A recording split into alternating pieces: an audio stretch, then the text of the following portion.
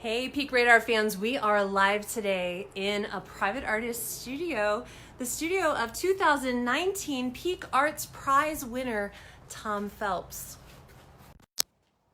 I'm Angela with the Cultural Office. I'm here with Thom, who thousands of people voted for in the 2019 Peak Arts Prize competition. And today we're going to unveil the centerpiece sculpture of Farewell to Bees. Thom, Literally. thank you. Yeah, literally, we're going to do an unveiling. Thank you so much for having us in your Thank studio. you for coming. I love that we get to come into private spaces like this and show you where local artists are making their work. And behind us, you can see that Thom is a multimedia artist, a sculptor who works in steel. And so things like the welding mask and some of the intense materials you see around here are all part of Thom's creativity. So thank you for having us in today. Thank you. We're about to see the centerpiece sculpture of Farewell to Bees, which opens on Friday, August 2nd at Art 111 Gallery and Art Supply in downtown Colorado Springs. It's part of First Friday. It is. It's a big part of First Friday, and there's a lot of artists involved in the show, but it's all coming from the head of Thom. So why did you decide to do a show about bees? Well, I had been inundated over the last year or so with lots of imagery of bees dying off because of all the news articles about bee die-off, and I decided to try it on large scale. Let's and talk a little goodbye. more while we see it here. I think that people who were voting in Peak Arts Prize really connected with just how direct this was and the scale that you were proposing to work on.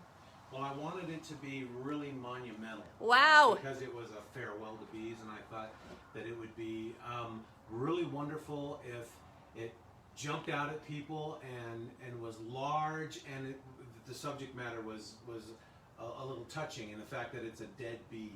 Yeah. So this is Millie. That's my wife's nickname for her, and she Wow. is all steel and hand painted. And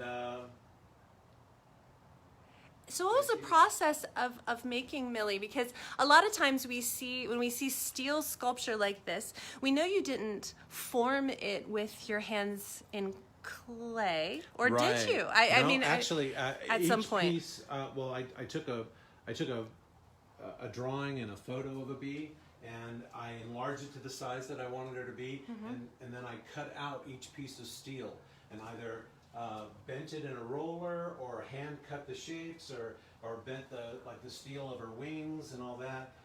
All these pieces are separate pieces of steel that I cut out and then welded together and formed and textured and then hand painted, and I had to hand paint each little hair by hand. I'll just take you in so you can see I love around her eyes the and detail everything. of what Thom has done here. So there's some examples of your process here in the studio. Show us. Sure. So for example, like I was talking about her legs, I had to do 6 of them. So I drew each leg on a piece of plate steel with soapstone, and then I took my plasma cutter and I hand cut. It takes forever to do it by hand, but I hand cut it. I didn't want it to be one of those pieces that I sent off to somebody and that they did it all with a machine. I wanted to do it all by hand. So I would cut out each leg and then I would hand cut it and grind it. And when you cut it down, then you end up with plasma cutting. You end up with a lot of slag and melted pieces of steel. And so then I'd have to grind all that off and touch it up and do little detail work. Yeah. And then you assemble it and you weld it together. It's all welding and structure and support beams and things like that. We can see some support beams here in the giant tentacle coming out of the manhole that is in process here. I love your studio, just the exciting ideas you have and the scale at which you're working. Thank you. I love to work big. I love to work really large. Yeah, we can see just like what it takes. I mean, even when you say plasma cutter, it sounds like some kind of cool sci-fi tool. Right. No, that's true. That's true. That's what it ends up being. And yeah.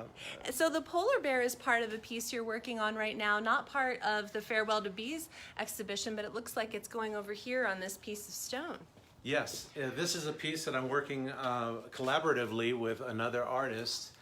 She drew it, Erin Jones, a local artist in Colorado Springs, and she drew the bear, and I wanted to take her idea or her vision and put it on a rock as it's swimming down in the ocean. So this big rock That's beautiful. is the water, and there'll be fronds that it's swimming in, and all of that. And it's hopefully someday we'll see where that's going to go.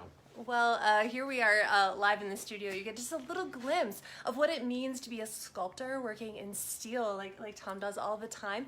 Next time you walk past a piece of public art or see in a gallery, perhaps on Friday, August 2nd at Farewell to Bees, when you see work like this, now you kind of get a little bit of a sense of what it takes to make it, especially artists working by hand. And there's artists like Thom right here in our community who are doing it. So come out and support them. Support the artists. Yeah, support them for First Friday on August 2nd.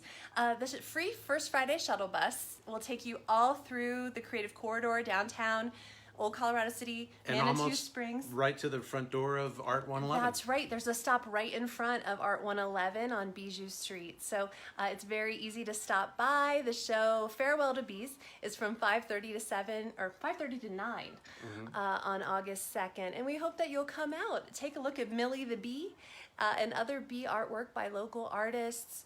Think about there's the unsteady pollinator hand. collapse. There's The unsteady hand. The subject matter is about the pollinator die-off, and that's an important subject for us to talk about. Yeah. And that was what this bee project was all about in my original proposal for the Peak Arts Prize, was for us to just have the conversation and to start talking about it. And I think that, I hope it does, at least. Yeah, so come out and think a little bit about that. Let the artists inspire you to think about that.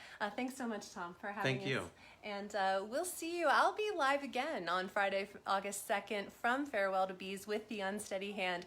So we'll see you either on Facebook then or hopefully in person at the exhibition or on the shuttle bus. Thanks so much. Thank you. Bye.